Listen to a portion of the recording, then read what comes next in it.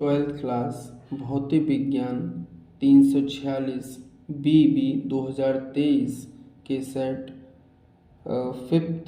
Fourth set जो चल रहा था उसके सेकंड पार्ट के बारे में डिस्कस करेंगे। पहले पार्ट को कंप्लीट कर लिए थे और पहले पार्ट में प्रश्न संख्या 4 का तक क्वेश्चंस को कंप्लीट कर लिए थे। आज इस पार्ट में क्वेश्चन संख्या फोर्थ खा से स्टार्ट करते हैं। तो फोर्थ का क्वेश्चन दिया गया है, ट्रांसफार्मर क्या है, ट्रांसफार्मर में होने वाली ऊर्जा हानियों का विवरण दीजिए। तो सबसे पहले तुमको ट्रांसफार्मर के बारे में बताना है, बाद में जो ट्रांसफार्मर में ऊर्जा हानियां होती हैं उनके बारे में डिस्कस करना है।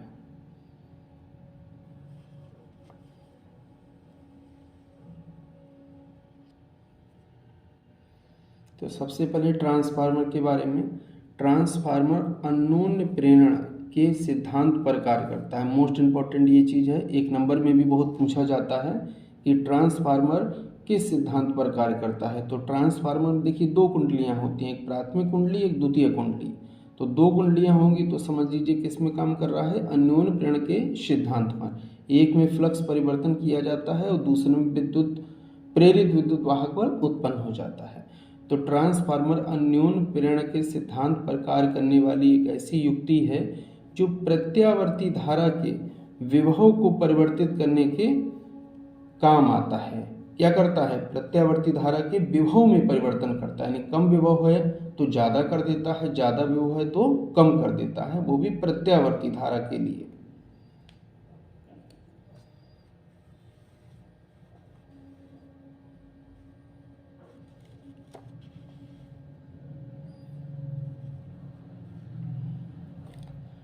ये ऊंचे विभव वाली निर्बल प्रत्यावर्ती धारा को ध्यान रखिएगा, जब विभव ऊंचा रहेगा तो धारा जो होगी निर्बल होगी या फिर दुर्बल कह सकते हैं, या फिर कमजोर धारा यानी वीक करंट कह सकते हैं। तो ऊंचा विभव होगा तो धारा हो प्रत्यावर्ती धारा कम होगी।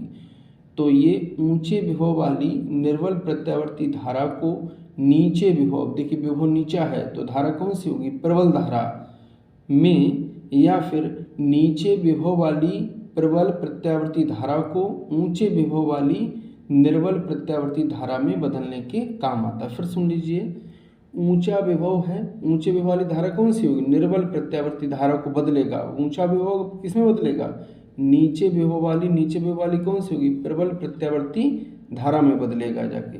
इसी प्रकार नीचे विभव वाली, अब नीचा विभव है धारा कौन सी होगी, प्रबल प्रत्यावर्ती धारा को ऊंचे विभव वाली निर्बल प्रत्यावर्ती धारा में बदलने के काम आता है, बदलने के काम आता है। पहले प्रकार का परिवर्तन, यानी पहले प्रकार का परिवर्तन क्या है, ऊंचे विभव से नीचे विभव में परिवर्तित करने वाला परिवर्तन करने वाले ट्रांसफार्मर को अपचायी ट्रांसफार्मर कहते हैं। कौन सा ट्रांसफार्मर कहते हैं, अपचायी ट्रांसफार्मर कहते हैं, यानी स्टेप डाउन ट्रांसफार्मर कहते हैं। और दूसरे प्रकार के परिवर्तन करने का क्या मतलब है, नीचे विभव से ऊंचे पे जा रहे हैं, यानी नीचे से ऊपर जा रहे हैं, तो स्टैंड अप होते नहीं हैं, तो वही स्टेप अप ट्रांसफार्मर कहते हैं या फिर उच्चाई ट्रांसफार्मर कहते हैं, जाकर उच्चाई ट्रांसफार्मर कहते हैं। आगे आते हैं इसी में, ट्रांसफार्मर केवल प्रत्यावर्ती धारा यानी AC के साथ काम करता है। सबसे इंपॉर्टेंट ये है, क्वेश्चन पूछा जाता है कि प्रत्यावर्ती धारा के साथ ट्रांसफार्मर कार्य करता है या फिर दिष्ट धारा के साथ कार्य करता है। तो ध्यान रखेंगे, ट्रांसफार्मर केवल प्रत्यावर्ती धारा में ही प्रयोग किया जा सकता है, दिष्ट धारा या फिर DC में इसका प्रयोग नहीं किया जा सकता है, दिष्ट धारा के साथ नहीं काम करता है। ठीक, ये हो गया कंप्लीट। आते हैं ट्रांसफार्मर में होने वाली ऊर्जा हानियों के बारे में, कि ट्रांसफार्मर में ऊर्जा हानियां किस किस प्रकार की होती हैं। तो सबसे पहले आती हानि तावे में हानि। तावे में हानि क्या होती है, जब प्राथमिक व द्वितीय कुंडलियों में प्रत्यावर्ती धारा प्रवाहित होती है तो कुछ ऊर्जा तावे के तारों में ऊष्मा के रूप में व्यय हो जाती है। बिल्कुल कन्फर्म भाई, देखिए प्राथमिक और द्वितीय कुंडलियां किससे बनी हुई हैं, तावे के फेरे उन पर लपेटे गए हैं। अब उनमें जब प्रत्यावर्ती धारा प्रवाहित होगी तो तार कुछ ना कुछ हीट होंगे। जब हीट होंगे तो यानी प्रत्यावर्ती धारा कुछ ना कुछ ऊष्मा में बदल जाएगी। जब ऊष्मा में बदलेगी तो खराब हो जाएगी जाके, यानी वही एक प्रकार की हानि हो जाती है। तो ऊष्मा के रूप में व्यय हो जाती है। नंबर 1 तो ये है।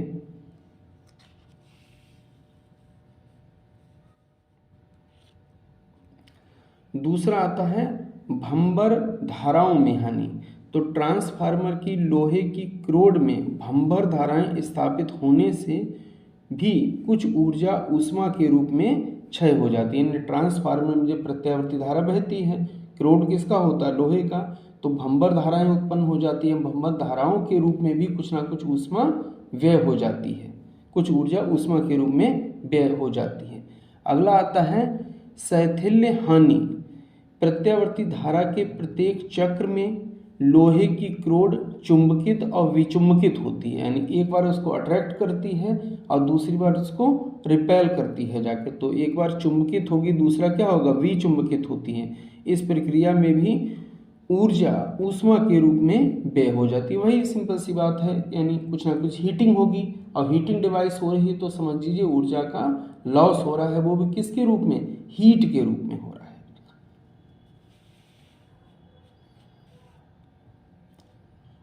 चौथा नंबर है, अगला क्या आता है? फ्लक्स हानि। प्राथमिक तथा द्वितीयक कुंडलियों का युग्मन कभी पूर्ण नहीं होता है, ना तो प्राथमिक और द्वितीयक का कभी युग्मन कंप्लीट नहीं होता है। अतः प्राथमिक में जनित संपूर्ण चुंबकीय फ्लक्स द्वितीयक से नहीं गुजरता है। यानी प्राथमिक में जितना भी प्राथमिक कुंडली में जितना भी चुंबकीय फ्लक्स परिवर्तन हुआ उतना फ्लक्स परिवर्तन दूसरी कुंडली से होकर नहीं गुजरेगा। प्राथमिक कुंडली में जितना भी फ्लक्स परिवर्तन होता है उतना फ्लक्स परिवर्तन या उतना फ्लक्स द्वितीय कुंडली से होकर नहीं गुजरेगा। जब उतना नहीं गुजरा यानी कहीं ना कहीं फ्लक्स हानि भी होती। तो यहाँ पर हम 4 प्रकार की हानियां पढ़े हैं। नंबर 1 तांबे के तार में हानि थी, दूसरा भंबर धाराओं में हानि थी, तीसरा शैथिल्य हानि थी और चौथा क्या है? फ्लक्स हानि जाकर। ये क्वेश्चन कंप्लीट होता है। अब आते हैं नेक्स्ट क्वेश्चन पर। प्रश्न संख्या 4 गा पर दिया गया है विद्युत चुंबकीय तरंगों की अनुप्रस्थ प्रकृति को समझाइए। यानी ये हमको ये बताना है कि विद्युत चुंबकीय तरंगे हैं जो उनकी प्रकृति अनुप्रस्थ होती है और होती है तो क्यों होती है। अगला इसी में लगा हुआ क्वेश्चन है रेडियो तरंगों के उपयोगों का संक्षिप्त विवरण दीजिए। यानी रेडियो तरंगों के बारे में भी हमको यहाँ पर डिस्कस करना है। तो सबसे पहले देखते हैं कि विद्युत चुंबकीय तरंगे जो होती है उनकी प्रकृति अनुप्रस्थ होती है उसके बारे में। देखिए एक्स वाई जेड प्लेन है। अगर विद्युत चुंबकीय तरंगों का संचरण एक्स दिशा में होता है तो विद्युत और चुंबकीय क्षेत्र संचरण की दिशा के लंबवत होते हैं। यानी अगर विद्युत क्षेत्र वाई अक्ष पे मान ले तो चुंबकीय क्षेत्र हम किस पर मानेंगे? जेड अक्ष पर। और विद्युत चुंबकीय तरंगों का संचरण किस अक्ष पर हो रहा होगा? एक्स अक्ष पर। वही यहाँ पर दिया गया है।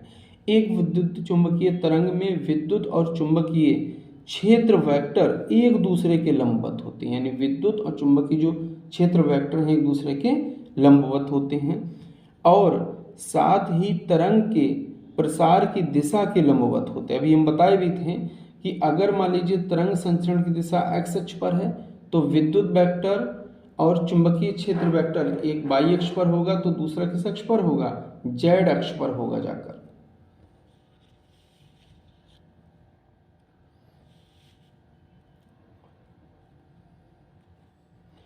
विद्युत चुंबकीय तरंग की इस प्रकृति को अनुप्रस्थ प्रकृति कहते हैं। अनुप्रस्थ प्रकृति का मतलब ये होता है कि माध्यम के जो कण है, माध्यम के कण है अर्थात माध्यम जो है, माध्यम कौन सा? विद्युत क्षेत्र और चुंबकीय क्षेत्र है, वो तरंग संचरण के लंबवत होना चाहिए। अगर तरंग संचरण के लंबवत माध्यम के कण कंपन करते हैं तो ऐसी तरंग क्या कहलाती है? अनुप्रस्थ तरंग कहलाती है।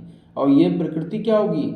अनुप्रस्थ प्रकृति होगी क्योंकि तरंग संचरित हो रही है एक्स अक्ष पर, जबकि विद्युत क्षेत्र और चुंबकीय क्षेत्र के वेक्टर एक्स अक्ष के लंबवत है। तो लंबवत दिशा में जब होंगे तो प्रकृति कौन सी होगी? अनुप्रस्थ प्रकृति होगी जाकर।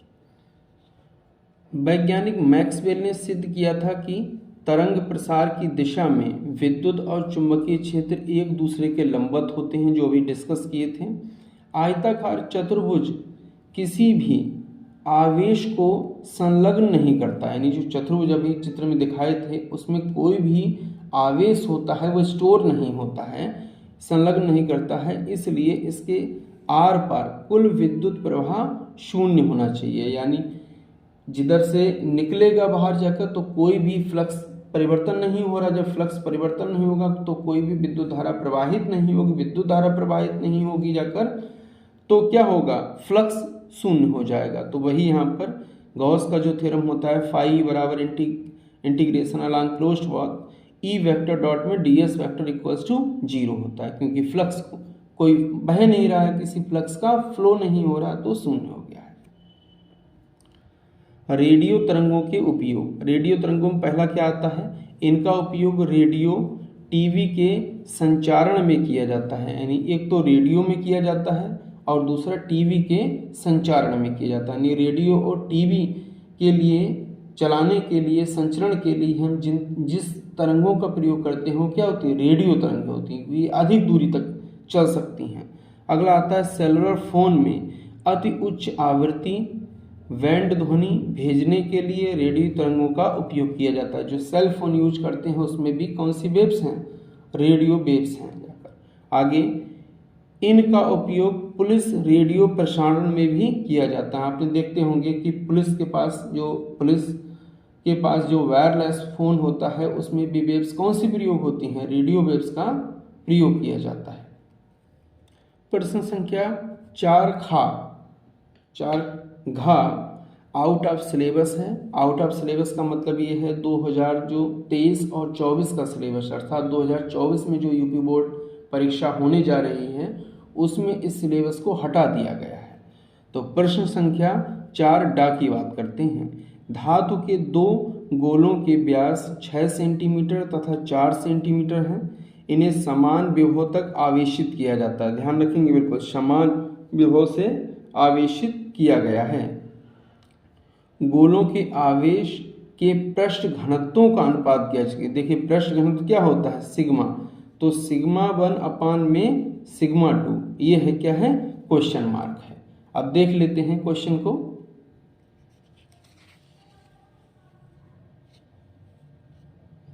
अब देखिए ये पहला गोला माने हैं, ये दूसरा गोला माने हैं। पहले गोले का व्यास दिया था 6 सेंटीमीटर, तो त्रिज्या कितनी हो जाएगी, 3 सेंटीमीटर। दूसरे गोले का व्यास दिया था 4 सेंटीमीटर, तो त्रिज्या कितनी आधी हो जाती है, 2 सेंटीमीटर हो गया है। पहले गोले के केंद्र पर विभव V1 मान लिए हैं, दूसरे गोले के केंद्र पर विभव V2 मान लिए हैं। तो विभव V1 बराबर हो जाएगा 1/4πε0 मल्टीप्लाई में Q1/R1 हो जाएगी, ये पहले गोले के लिए। इसी प्रकार V2 इक्वल्स टू हो जाएगा 1/4πε0 Q2/R2 हो जाएगा। क्वेश्चन में दिया गया है कि दोनों के विभव क्या हैं, समान हैं, तो विभव हमने यहाँ पर समान कर दिए। समान करेंगे तो 1/4πε0 दोनों साइड से कैंसिल हो जाएगा, तो यहाँ बचेगा Q1, ये Q2 यहाँ मल्टीप्लाई में है तो यहाँ पर आके डिवाइड में हो जाएगा, भाग में चला जाएगा, तो Q1/Q2 बराबर ये R1 यहाँ पर भाग में इधर जाएगा तो किस में पहुँच जाएगा, गुणा में, तो हो जाएगा R1/R2 हो जाएगा।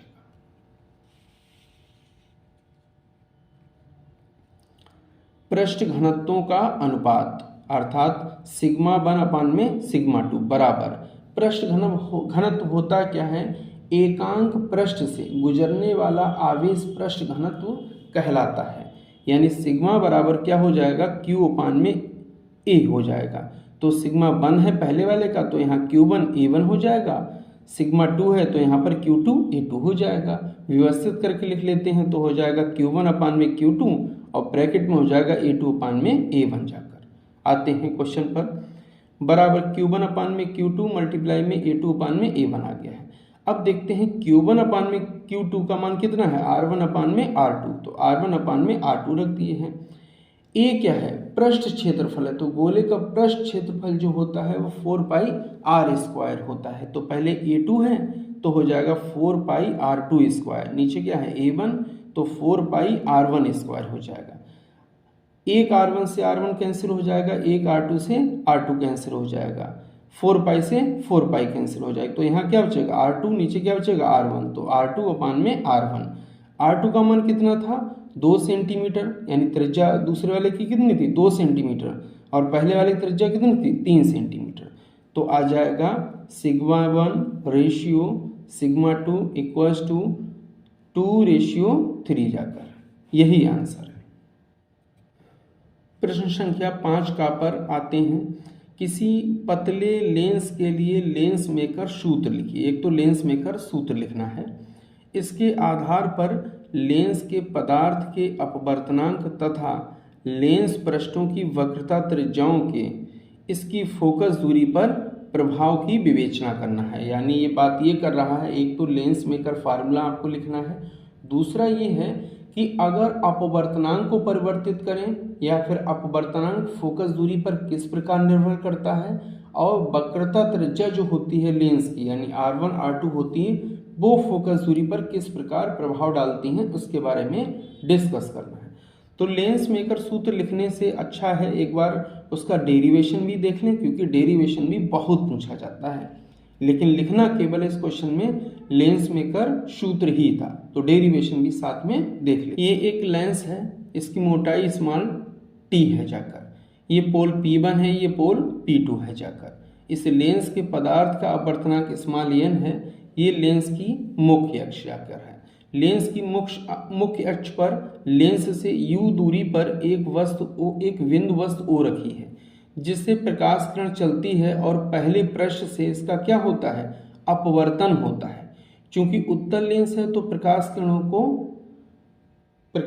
को कन्वर्ज करने का काम करेगा, कन्वर्ज का मतलब इकट्ठा करने का काम करेगा। तो ये जब पहले पृष्ठ से अपवर्तन हो जाता है तो ये डैश डैश करके प्रतिबिंब कहाँ बनाता है I1 डैश पर जाकर है, और I1 डैश की पहले पृष्ठ से दूरी कितनी है V डैश है जाकर।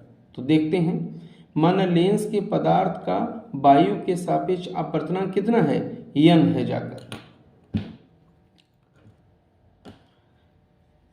इसके पहले व दूसरे पृष्ठों की वक्रता त्रिज्याएं कितनी हैं R1, यानी पहले पृष्ठ की वक्रता त्रिज्या R1 है, दूसरे पृष्ठ की वक्रता त्रिज्या R2 है। माना लेंस की मोटाई कितनी है स्मॉल t है जाकर। अब पहला पृष्ठ बिंदु वस्तु O का प्रतिबिंब कहाँ पर बनाता है, पहला पृष्ठ बिंदु वस्तु O का प्रतिबिंब कहाँ बनाता है I डैश पर बनाता है, इसमें सुधार करते हैं I डैश पर बनाता है जाकर। यानी अगर पहले पृष्ठ के लिए वस्तु की दूरी कितनी रहेगी माइनस का u, क्योंकि बाईं ओर वस्तु है, और प्रतिबिंब कहाँ बन रहा दाईं ओर रहेगी, तो ये प्रतिबिंब की दूरी कितनी रहेगी v डैश रहेगी पहले पृष्ठ के लिए। तब गोलीय दर्पण पर अपवर्तन के सूत्र से पहले पृष्ठ पर लगाते हैं, n अपान में v डैश, n अपान में v होता है तो v डैश है माइनस, क्योंकि v डैश दूरी थी पहले पृष्ठ के लिए प्रतिबिंब की, माइनस 1 अपान में u बराबर में n माइनस 1 अपान में R1। समीकरण नंबर 1 डाल देते हैं। अब जो प्रतिबिंब I डैश बना है वो दूसरे पृष्ठ के लिए आभासी वस्तु का कार्य करेगा, दूसरे पृष्ठ के लिए क्या कार्य करेगा आभासी वस्तु का कार्य करेगा, अतः I डैश का अंतिम प्रतिबिंब कहाँ पर बनेगा I पर बनेगा। अब दूसरे पृष्ठ के लिए एक बार चित्र को फिर देख लेते हैं। देखिए, अब दूसरे जब पृष्ठ की बात करेंगे जाके, तो दूसरे पृष्ठ के लिए वस्तु कहाँ पर होगी I डैश पर होगी जाके वस्तु, और I डैश की दूसरे पृष्ठ से कितनी होगी V डैश माइनस का t जाकर। फिर ध्यान से देख लें, क्योंकि V डैश दूरी कहाँ है पहले पृष्ठ से दूरी है, तो हमको चाहिए दूसरे पृष्ठ से है, तो दोनों पृष्ठों के बीच की मोटाई कितनी स्मॉल t, तो t को कम कर देंगे तो दूसरे पृष्ठ से इस I डैश तक की दूरी मिल जाएगी, और ये भी दूरी दूसरे पृष्ठ के लिए क्या काम करेगी वस्तु का कार्य करेगी जाकर। और प्रतिबिंब कहाँ पर I बन रहा है, तो दूसरे पृष्ठ के लिए प्रतिबिंब की दूरी कितनी हो जाएगी v हो जाएगी। दोनों दूरियां दाईं हो रहे हैं, इसलिए दोनों दूरियां किस में रहेंगी प्लस में रहेंगी।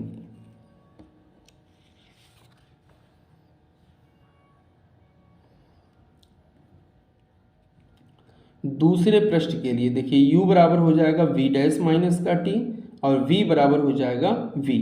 दूसरे पृष्ठ के लिए अपवर्तन के सूत्र से थोड़ा सा और समझते हैं। जैसे जब पहले पृष्ठ पर अपवर्तन को पढ़ रहे थे तो प्रकाश की किरण जा रही थी वायु से कांच में, तो अपवर्तनांक हम क्या ले लिए n ले लिए। अब जब दूसरे पृष्ठ से अपवर्तन होगा तो प्रकाश किरण जाएगी कांच से वायु में, उल्टा जा रही है।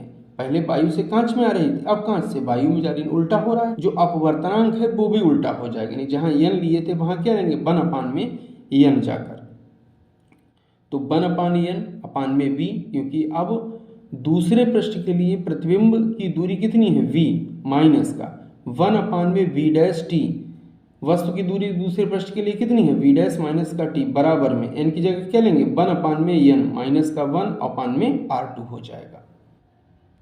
पतले लेंस के लिए t का मान v के सापेक्ष लगभग नगण्य होता है, यानी v दूरी प्रतिबिंब की वो बहुत ज़्यादा होती है जबकि लेंस की मोटाई बहुत कम होती है। अतः v के सापेक्ष हम t को क्या कर देंगे, निग्लेक्ट कर देंगे, छोड़ देंगे जाकर। तो 1/n में b रहेगा, माइनस का 1 में v डैश हो जाएगा, बराबर में 1 में n माइनस 1 में r2 हो जाएगा। अब n से दोनों पक्षों में गुणा कर देंगे। अब देखिए यहाँ पर n से गुणा करेंगे तो n से n कट जाएगा, केवल 1/b रह जाएगा, 1 में v आ गया है। यहाँ n है नहीं तो यहाँ n से गुणा करेंगे तो n में v डैश हो जाएगा, बराबर में। यहाँ n से गुणा करेंगे तो पहले टर्म में n से n कट जाएगा, लेकिन यहाँ n आ जाएगा तो 1 माइनस का n, नीचे r2 है तो r2, क्योंकि दूसरे पृष्ठ की वक्रता त्रिज्या है। तो 1/b माइनस का n में b डैश बराबर, यहाँ माइनस कॉमन निकाल देते हैं क्योंकि जो इक्वेशन समीकरण संख्या 1 बनाई थी उसी की तरह n-1 बनाना है हमको, तो n-1 हो जाएगा, नीचे क्या हो जाएगा r2 हो जाएगा। अब समीकरण 1 और 2 को जोड़ने पर समीकरण जो सबसे पहले 1 बनाई थी पहले पृष्ठ के लिए वो, और समीकरण 2 अभी आई है किसके पृष्ठ के लिए, दूसरे पृष्ठ, इन दोनों को जोड़ देंगे। जब जोड़ देंगे तो n में b डैश माइनस का 1 में u प्लस में 1 में b माइनस का n में v डैश हो जाएगा, बराबर n-1 में r1 माइनस n-1 में r2, यानी LHS को LHS से जोड़ देते हैं और RHS को RHS से जोड़ देते हैं। अब देखते हैं n/b डैश यहाँ प्लस का है, यहाँ पर n में b डैश किसका है, माइनस का, तो ये दोनों कैंसिल हो जाएंगे। बचेगा क्या, 1 में b माइनस का 1 में u, तो 1 में b माइनस का 1 में u जाकर, बराबर में n-1 यहाँ भी है, n-n यहाँ भी है, कॉमन निकाल लिए तो बच जाएगा n-1, ब्रैकेट में क्या बचेगा 1 में r1 माइनस का 1 में r2, समीकरण नंबर 3 डाल दिए है। यदि वस्तु अनंत पर रखी हो, जब वस्तु अनंत पर रखी होगी यानी u का मान कितना होगा अनंत, तो प्रतिबिंब कहाँ बनेगा, फोकस पर बनेगा, यानी b बराबर क्या हो जाएगा f हो जाएगा, यानी वस्तु कहाँ पर है अनंत, तो प्रतिबिंब कहाँ बनेगा फोकस पर। उठाकर समीकरण 3 में रख देते हैं।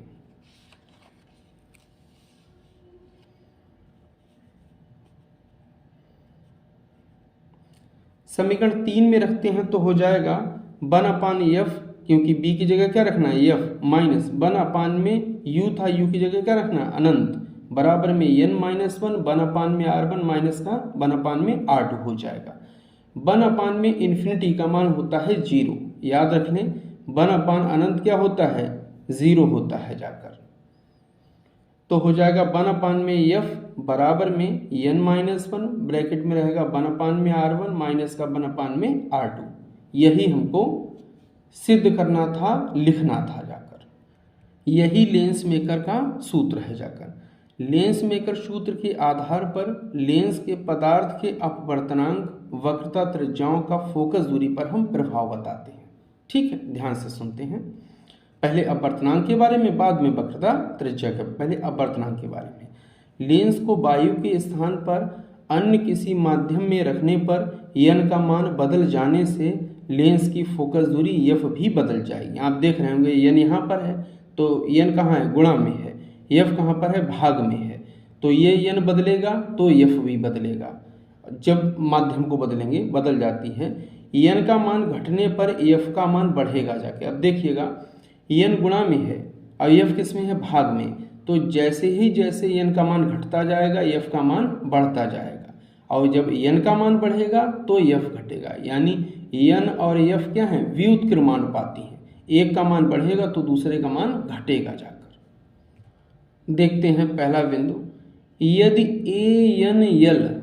ANL का मतलब है किसी भी द्रव का अपवर्तनांक, वो भी वायु के सापेक्ष, ठीक, ANG इसका मतलब है कांच का अपवर्तनांक वायु के सापेक्ष, यानी अगर किसी लेंस को हम ऐसे द्रव में डुबोएं जिसका अपवर्तनांक लेंस के अपवर्तनांक से कम हो तो लेंस की फोकस दूरी बढ़ जाती है। ध्यान से सुनते रहना। यानी एक कांच के लेंस को हम ऐसे द्रव में डुबो रहे हैं कि उस द्रव का अपवर्तनांक लेंस के अपवर्तनांक से कम है। जब अपवर्तनांक कम रहेगा तो फोकस दूरी बढ़ जाएगी, बताए थे इससे पहले अभी तक। तो FL ग्रेटर देन हो जाएगा FA, यानी जो द्रव की फोकस दूरी होगी वो वायु के सापेक्ष फोकस दूरी से अधिक हो जाएगी लेंस की जाकर। नंबर 1, लेकिन लेंस की प्रकृति नहीं बदलेगी। लेंस की प्रकृति इसलिए नहीं बदलेगी क्योंकि लेंस बना है कांच का और कांच का अपवर्तनांक द्रव के अपवर्तनांक से ज़्यादा है, इसलिए। दूसरी कंडीशन में आते हैं, यदि ANL बराबर में ANG, यानी अगर द्रव का अपवर्तनांक लेंस के अपवर्तनांक के बराबर हो तो लेंस की फोकस दूरी अनंत हो जाएगी। बढ़ेगी तो, लेकिन क्या हो जाएगी? अनंत हो जाएगी। कब हो जाएगी अनंत? जब लेंस को ऐसे द्रव में डुबोया जाए जिस द्रव का अपवर्तनांक लेंस के अपवर्तनांक के बराबर हो। फोकस दूरी अनंत हो जाएगी और लेंस एक समतल प्लेट के समान व्यवहार करेगा और लेंस अदृश्य हो जाएगा, यानी इनविजिबल लेंस हो जाएगा और एक प्लेन प्लेट की तरह बिहेव करेगा, एक समतल प्लेट की तरह व्यवहार करेगा। फोकस दूरी हो जाएगी अनंत, क्योंकि समतल दर्पण की फोकस दूरी कितनी होती है? अनंत होती जाके, क्योंकि समतल प्लेट बन गया है तो फोकस दूरी ऑटोमेटिक अनंत हो जाएगी। कब हो जाएगी? जब दोनों के अपवर्तनांक आपस में बराबर होंगे। तीसरे बिंदु पर आते हैं, यदि ANL ग्रेटर देन ANG, यानी जब किसी लेंस को ऐसे द्रव में डुबोएं कि द्रव का अपवर्तनांक लेंस के अपवर्तनांक से अधिक हो। फिर ध्यान से सुन लें, द्रव का अपवर्तनांक किससे अधिक है? लेंस के अपवर्तनांक से अधिक है, तो लेंस की प्रकृति बदल जाती है। फोकस दूरी तो बढ़ेगी, लेकिन प्रकृति बदल जाएगी। प्रकृति का मतलब अगर हम लेंस लिए थे उत्तल तो अब व्यवहार करेगा अवतल लेंस की तरह, और लेंस लिए होते अवतल तो व्यवहार किसकी तरह करता? उत्तल लेंस की तरह करता। तो उत्तल लेंस अवतल लेंस की तरह है तथा अवतल लेंस उत्तल लेंस की तरह व्यवहार करेगा।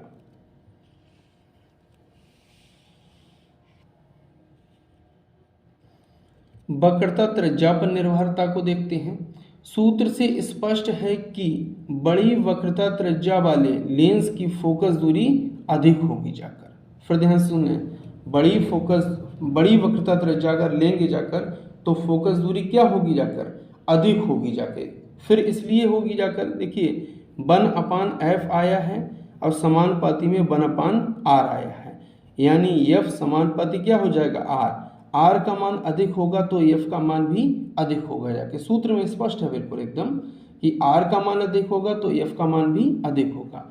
तो सूत्र से स्पष्ट है कि बड़ी वक्रता त्रिज्या वाले लेंस की फोकस दूरी अधिक होती है तथा छोटी वक्रता त्रिज्या वाले लेंस की फोकस दूरी कम होती है। अर्थात पतले लेंस की फोकस दूरी अधिक होगी क्योंकि पतले लेंस की वक्रता त्रिज्या अधिक होती है, जबकि मोटे लेंस की फोकस दूरी कम होगी क्योंकि मोटे लेंस की जो वक्रता त्रिज्या है, रेडियस ऑफ कर्वेचर है, वो कम होती है। इसलिए प्रश्न संख्या 5 खा पर आते हैं, स्वप्रेरणक गुणांक व अन्योन प्रेरणक गुणांक की परिभाषा लिखिए। तो सबसे पहले हमको क्या बताना है? स्वप्रेरणक गुणांक और अन्योन प्रेरणक गुणांक के बारे में बताना है। फिर क्वेश्चन दिया गया है 1.5 हेनरी स्वप्रेरकत्व, यानी यल का मान कितना दे रखा है? 1.5, क्योंकि स्वप्रेरकत्व को हम किससे प्रदर्शित करते हैं? यल से। कुंडली में 5 एम्पियर की धारा आई बराबर कितनी दे रखी है? 5 एम्पियर, या फिर डेल्टा आई लिख लीजिए 5 एम्पियर है। 0.1 सेकंड में शून्य हो जाती है, तो डेल्टा टी यानी समय परिवर्तन कितना दिया गया है? 0.1 हो जाती है। कुंडली में प्रेरित विद्युत वाहक बल का मतलब क्या है? ई का मान ज्ञात करना है। फिर ध्यान से सुन ले, हेनरी मात्रक होता है प्रेरकत्व का जाकर। हेनरी किसका मात्रक? प्रेरकत्व का। अब स्वप्रेरकत्व का ही है बात इसने, तो L बराबर 1.5 हेनरी है। 5 एम्पियर की धारा है, तो डेल्टा आई कितनी है? 5 एम्पियर धारा है, क्योंकि ये परिवर्तन दिया गया है। 0.1 सेकेंड में शून्य हो जाती है, शून्य यानी पहले धारा 5 एम्पियर थी, बाद में कितनी हो गई? शून्य। तो परिवर्तन निकालेंगे तो डेल्टा आई बराबर कितना आ जाएगा? 5 एम्पियर। वैसे -5 आएगा, क्योंकि I2 माइनस I1 होता है। और डेल्टा टी कितना दिया गया? 0.1 सेकेंड। कुंडली में प्रेरित विद्युत वाहक बल यानी ई का मान हमसे पूछा गया है।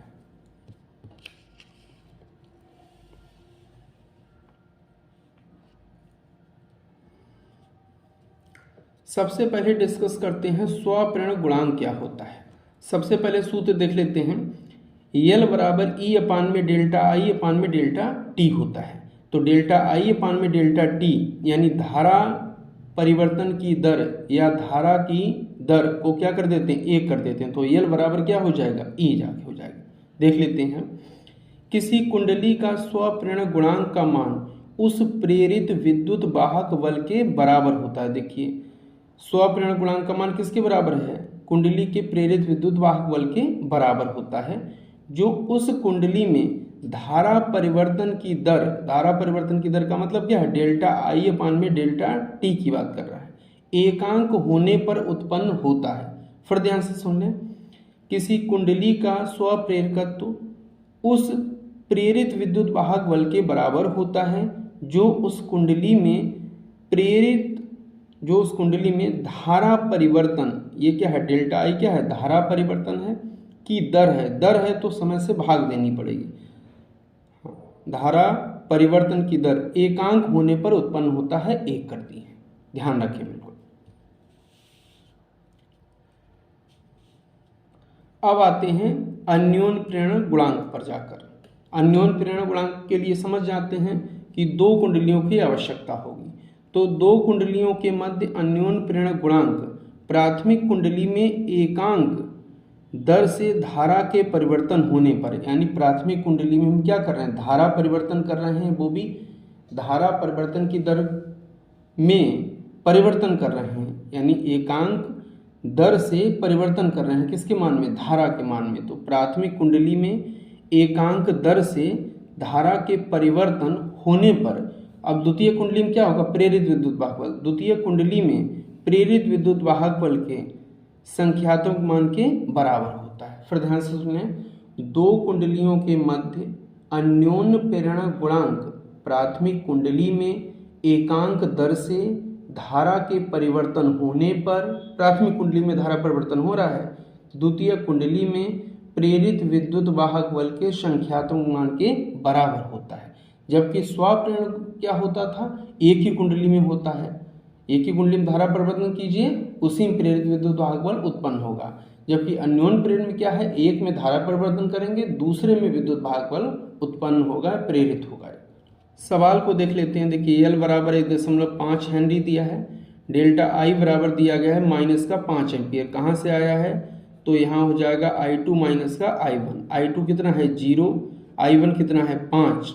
तो कितना हो जाएगा? -5 एम्पियर जाकर 5 एम्पियर हो जाएगा। और डेल्टा टी हमको समय कितना दिया था? 0.1 सेकेंड जाकर। और ई क्वेश्चन मार्क है, तो ई बराबर होता है -L डेल्टा आई अपान में डेल्टा टी जाकर। तो -1.5 हो जाएगा, गुणा में -5 हो जाएगा। नीचे कितना? 0.1, दशमलव हटाएंगे, ऊपर 0 बढ़ाएंगे, जाके गुणा कर लेंगे तो ई बराबर आ जाएगा 75 वोल्ट, और माइनस से माइनस कट जाएगा, 75 वोल्ट हो जाएगा। यही आंसर है।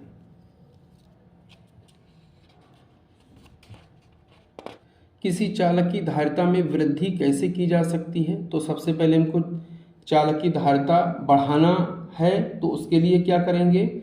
आगे दिया गया है एक समांतर प्लेट वायु संधारित्र के प्लेटों की त्रिज्या कितनी दी गई है? 3 × 10⁻² मीटर। समांतर प्लेट संधारित्र की प्लेटों की त्रिज्या है, ये कितनी है? 3 × 10⁻² मीटर जाके है। तथा धारिता 1 मीटर त्रिज्या वाले आवेशित गोले की धारिता के बराबर है।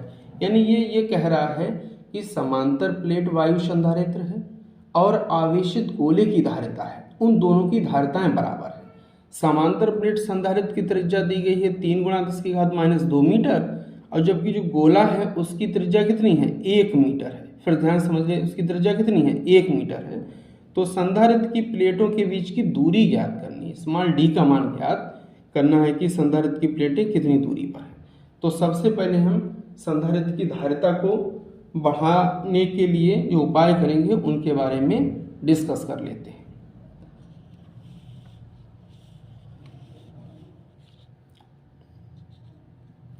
नंबर 1, वैद्युत धारिता चालक के आकार के अनुक्रमानुपाती होती है, यानी C समानुपाती R। जैसे जैसे त्रिज्या बढ़ाते जाएंगे चालक की, वैसे वैसे चालक की धारिता बढ़ती जाएगी। फिर ध्यान समझ लें, वैद्युत धारिता चालक के आकार के अनुक्रमानुपाती, यानी जितना बड़ा आकार उतनी ज़्यादा धारिता। आकार बढ़ाकर धारिता बढ़ाई जा सकती है। आगे देखते हैं दूसरा पॉइंट, वैद्युत धारिता माध्यम के परावैद्युतांक के अनुक्रमानुपाती है। परावैद्युतांक का मतलब ये है कि जैसे जैसे अधिक परावैद्युतांक का माध्यम प्रयोग करते जाएंगे वैद्युत धारिता चालक की बढ़ती जाएगी। तो वही C समानुपाती के बताया गया, यानी जब परावैद्युतांक बढ़ाएंगे तो धारिता भी बढ़ती जाएगी। जैसे यहाँ त्रिज्या बढ़ा रहे थे, धारिता बढ़ रही थी। तीसरा बिंदु कहता है, यदि चालक विलगित है, अकेला नहीं है, विलगित का मतलब अकेला नहीं है, और उसके पास अन्य चालक को लाया जाता है, अब दूसरा चालक उसके पास ला रहे हैं, तो चालक की धारिता विलगित अवस्था की अपेक्षा बढ़ जाती है। यानी अकेला था तब धारिता कम थी, दूसरा चालक लिया तो धारिता थोड़ी सी बढ़ गई जाकर। क्वेश्चन देख लेते हैं। प्लेटों की त्रिज्या स्मॉल r दे रखी है, आवेशित गोले की त्रिज्या कैपिटल R1 दे रखी है, और दोनों की धारिताएं कितनी हैं बराबर हैं।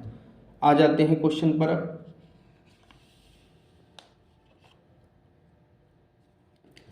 समांतर प्लेट संधारित्र की धारिता C बराबर क्या होती है ε0 A/d जाकर, तो धारिता 1 मान है तो C1 हो गया। यहाँ पर ε0 हो गया है, A का मान क्या हो जाएगा πr², क्षेत्रफल क्या होता है πr², d है तो d रहने दीजिए।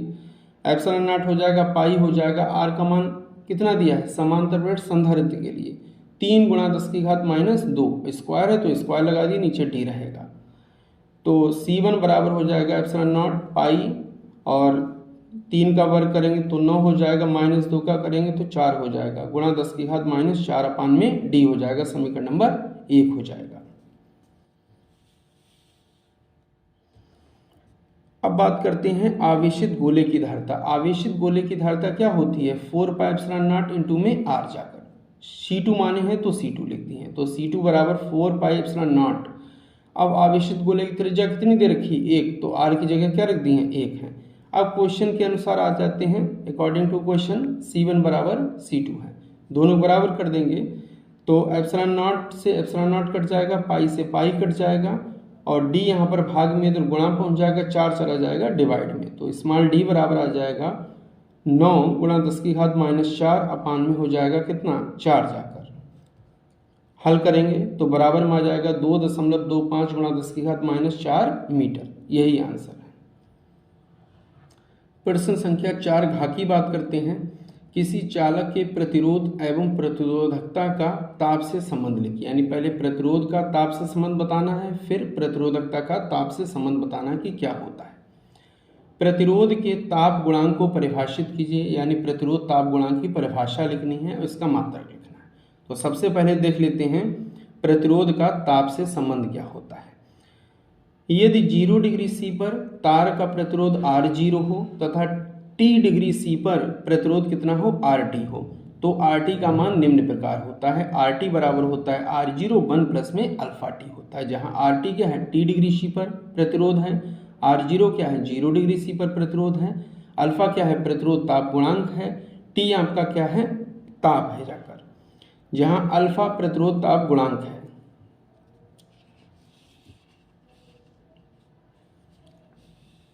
अब सूत्र से देख लेते हैं, देखिए R और T समानुपाती हैं, R भी गुणा में है और T भी गुणा में है, यानी R भी अंश में है और T भी अंश में है, तो R समानुपाती क्या हो जाएगा T, R समानुपाती क्या हो जाएगा T हो जाएगा। इससे स्पष्ट है कि ताप का मान बढ़ाने से तार के प्रतिरोध R का मान भी बढ़ता जाता है, यानी जैसे जैसे ताप बढ़ाते जाएंगे, सिंपल सी बात है, तो प्रतिरोध भी बढ़ता जाएगा, क्योंकि दोनों क्या है, अंश में हैं, दोनों एक दूसरे के समानुपाती सूत्र में देख रहे हैं हम लोग। अब डिस्कस करते हैं प्रतिरोध ताप गुणांक की जाके। प्रतिरोध ताप गुणांक का सूत्र क्या होता है, अल्फा बराबर R T minus R zero upon में आर जीरो अपान में टी।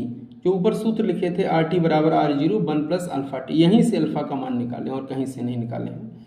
डिवाइड में देख लेते हैं, आर जीरो है टी है, तो डिवाइड वाले को एक कर देते हैं, तो आर जीरो बराबर 1 ओम हो जाएगा, टी बराबर में 1 डिग्री सी हो जाएगा। अब बचेगा क्या, यहाँ पर अल्फा, यहाँ पर R T minus R zero, तो यहाँ अल्फा लिख ली, यहाँ R T minus R zero लिख दी है। अब देखिए, यदि किसी चालक तार का 0 डिग्री सी पर प्रतिरोध कितना हो, 1 ओम हो, 1 ओम हो, देखिए 1 ओम था, 1 ओम हो गया है, तब उसके ताप में 1 डिग्री सी की वृद्धि करने पर, अब वृद्धि उसके ताप में कितनी हो रही है, 1 डिग्री सी की, देखिए 1 डिग्री सी की ताप में वृद्धि करने पर उसके वैद्युत प्रतिरोध में होने वाली वृद्धि उस पदार्थ का प्रतिरोध ताप गुणांक कहलाती है। फिर ध्यान से सुन लीजिएगा, यदि 0 डिग्री सी ताप पर प्रतिरोध कितना हो, 1 ओम हो, तो उसके ताप में 1 डिग्री सी की वृद्धि करने पर उसके प्रतिरोध में होने वाली वृद्धि, देखिए प्रतिरोध में वृद्धि हो रही है, आर टी बढ़ रहा है, आर जीरो कम था, फिर क्या हो गया, आर टी बड़ा हो गया जाके, तो प्रतिरोध में होने वाली वृद्धि जो होती है उस पदार्थ का प्रतिरोध ताप गुणांक कहलाती। बहुत आसान क्वेश्चन है। इसका मात्रक डिग्री सी होता है। डिग्री सी इसलिए होता है, ऊपर भी प्रतिरोध नीचे भी प्रतिरोध से प्रतिरोध कट जाएगा, बचेगा केवल टी जाकर, और टी क्या है, ताप है, ऊपर ले जाएंगे तो प्रति डिग्री सी हो जाएगा, तो वही यहाँ लिखें, इसका मात्रक डिग्री इनवर्स या फिर प्रति डिग्री होता है। अब प्रतिरोधकता का ताप से संबंध देख लेते हैं। यदि किसी पदार्थ का 0 डिग्री सी तथा t डिग्री सी पर विशिष्ट प्रतिरोध या प्रतिरोधकता क्रमशः रो जीरो हो, रो जीरो कितने, 0 डिग्री सी पर है, आर टी कितने पे है, t डिग्री सी पर हो, तो उसी तरह सूत्र है सेम बिल्कुल एकदम, तो रो टी बराबर में हो जाएगा रो जीरो 1 प्लस में अल्फा टी है। यहाँ भी आप देख रहे होंगे कि रो और टी दोनों किस में है, समानुपाती में, तो इससे स्पष्ट है कि चालक के पदार्थ की प्रतिरोधकता या विशिष्ट प्रतिरोध ताप बढ़ाने पर बढ़ जाता है। इस क्वेश्चन के अथवा वाले क्वेश्चन पर चलते हैं। प्रकाश विद्युत प्रवाह क्या है, नंबर 1 तो ये बताना है, तो पहले देख लेते हैं प्रकाश विद्युत प्रभाव को। प्रभाव क्या होता है, प्रभाव क्या होता है, जब किसी धातु पर उपर्युक्त आवृत्ति का प्रकाश डाला जाता है तो उसके पृष्ठ से इलेक्ट्रॉन उत्सर्जित होने लगते हैं। इन इलेक्ट्रॉनों को प्रकाश इलेक्ट्रॉन कहते हैं तथा यह घटना प्रकाश विद्युत प्रवाह तथा प्रकाश विद्युत उत्सर्जन कहलाती। बहुत आसान है। जब किसी धातु पर उपयुक्त आवृत्ति का प्रकाश डाला जाता है, यानी देहली आवृत्ति से ऊपर का प्रकाश डालें, उससे कम का ना डालें, न्यू नॉट से कम आवृत्ति का प्रकाश ना डालें, इसीलिए हम यहाँ पर शब्द कौन सा उपयोग किए हैं, उपयुक्त आवृत्ति का प्रकाश डाला जाता है तो उसके पृष्ठ से इलेक्ट्रॉनों का उत्सर्जन होने लगता है, और इन इलेक्ट्रॉनों को प्रकाश इलेक्ट्रॉन कहते हैं क्योंकि प्रकाश से उत्पन्न हो रहे हैं, और यह घटना प्रकाश विद्युत प्रभाव या फिर प्रकाश विद्युत उत्सर्जन कहलाती है। अब अंक को देख लेते हैं। देहली आवृत्ति यानी क्या दिया गया, न्यू नॉट 3.3 गुणा 10⁻14 हर्ट्ज दिया गया है। यदि आपतित प्रकाश की आवृत्ति, जो आपतित प्रकाश की आवृत्ति होती है उसको लिखते हैं केवल न्यू से, तो न्यू हो जाए 8.2 गुणा 10⁻14 हर्ट्ज। ऊपर न्यू नॉट था, वो देहली आवृत्ति थी, ये आपतित प्रकाश की आवृत्ति, इसको न्यू से लिख लेते हैं। तो निरोधी विभव यानी वी नॉट का मान निकालना है, वी नॉट का मान याद करना है, वी नॉट का मान क्वेश्चन मार्क है जाकर, ये याद करना है। न्यू नॉट का मान 3.3 गुणा 10⁻14 हर्ट्ज दिया गया था, न्यू का मान दिया गया था 8.2 गुणा 10⁻14 हर्ट्ज दिया गया था, और वी नॉट का मान हमको निकालना था, यानी निरोधी विभव का मान ज्ञात करना था। तो प्रकाश विद्युत समीकरण से आते हैं, एच न्यू बराबर होता है एच न्यू नॉट प्लस में ई के। फिर ध्यान से सुने, एच न्यू क्या है, आपतित प्रकाश की ऊर्जा है, एच न्यू नॉट क्या है, कार्य फलन है यानी डब्ल्यू है, प्लस में ई के क्या है, अधिकतम गतिज ऊर्जा है जाकर। तो गतिज ऊर्जा को एक साइड में कर लेते हैं, तो E के बराबर हो जाएगा एच न्यू माइनस का एच न्यू नॉट हो जाएगा। भाई एच न्यू नॉट को इधर क्या लाएंगे, माइनस में आ जाएगा, इधर आएंगे तो E के यहाँ से H कॉमन निकाल लिए हैं, तो क्या बचेगा न्यू माइनस का न्यू नॉट। समीकरण नंबर 1 डाल दिए।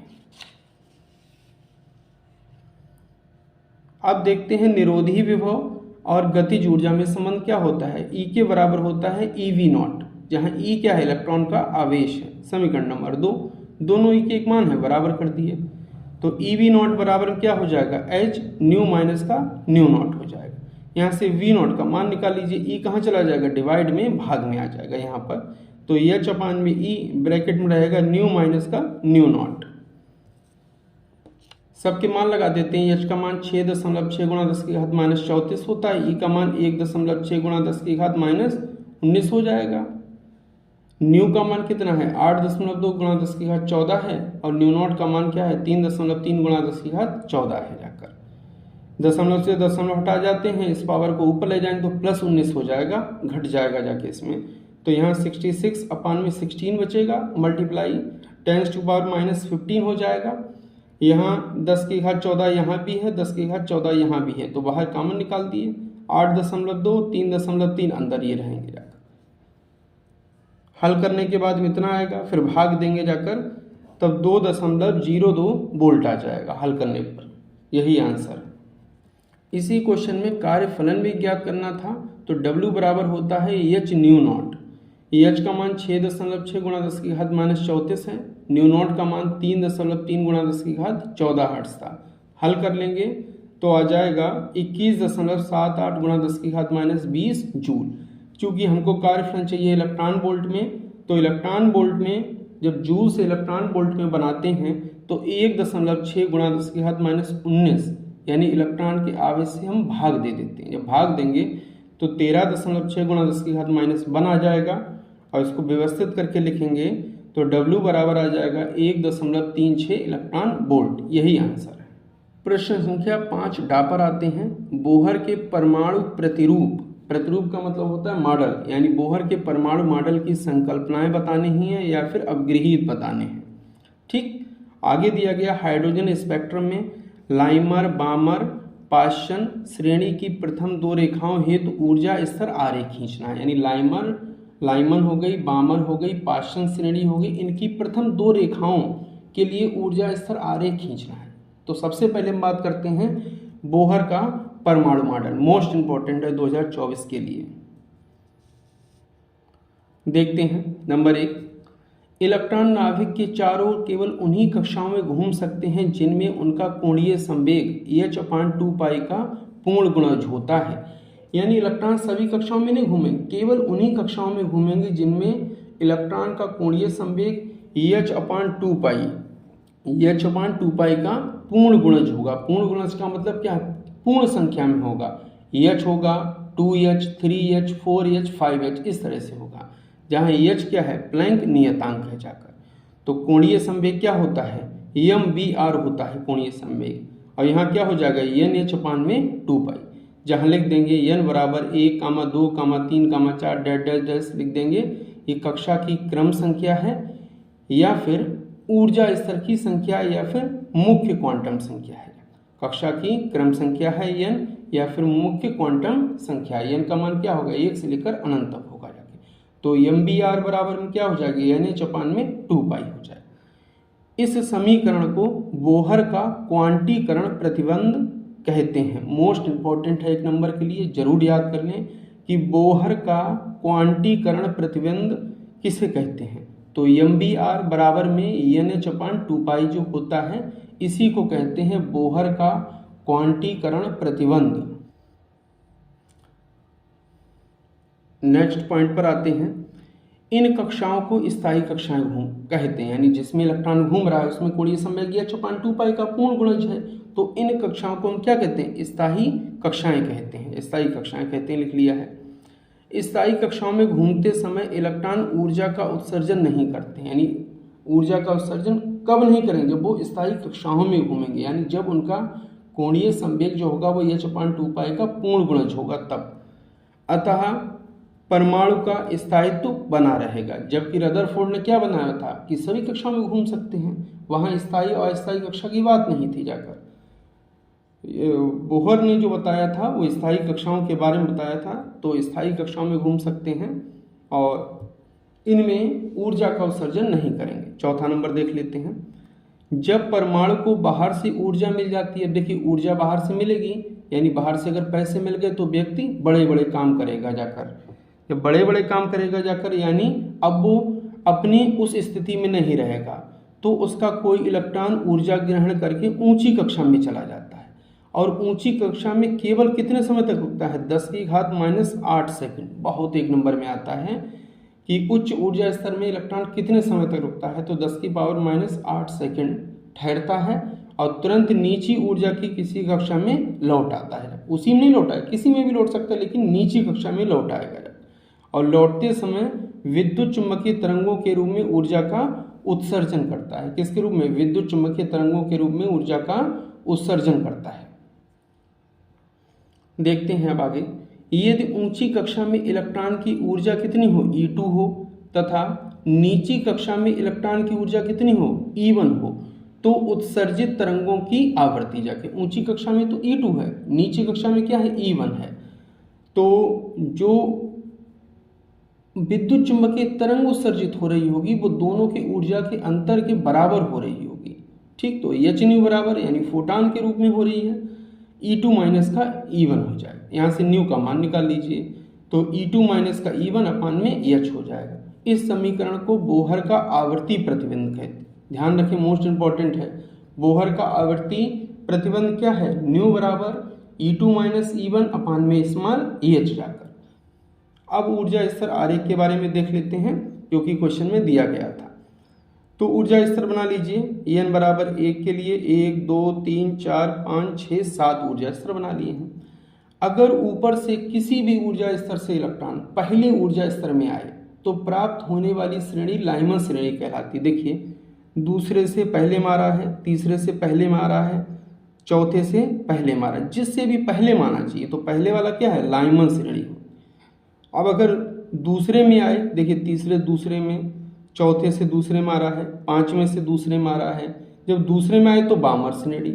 इसी प्रकार जब इलेक्ट्रॉन तीसरे ऊर्जा स्तर में लौट के आए तो ये चौथे से तीसरे में, पांचवें से तीसरे में, और ये छठवें से तीसरे नंबर पर, तो श्रेणी कौन सी मिलेगी, पाश्चन श्रेणी। यानी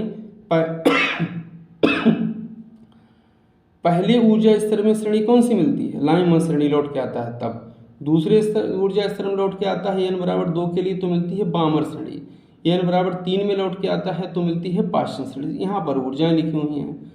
En का सूत्र क्या होता है, En बराबर होता है माइनस का RH अपान में n स्क्वायर। अब पहले ऊर्जा स्तर में आता है n बराबर 1, तो यही लिखे हैं माइनस RH अपान में 1 का स्क्वायर। ऐसे दूसरे लिए माइनस RH अपान में 2 का स्क्वायर, इसी तीसरे लिए माइनस RH अपान में 3 का स्क्वायर। ये दूसरा पार्ट कंप्लीट होता है, जल्द ही इसका तीसरा और अंतिम पार्ट आएगा। इसी प्रकार भौतिक विज्ञान के 2023 के सभी सेट कंप्लीट हो जाने के बाद में 2022 के सभी सेट को कंप्लीट करेंगे। धन्यवाद।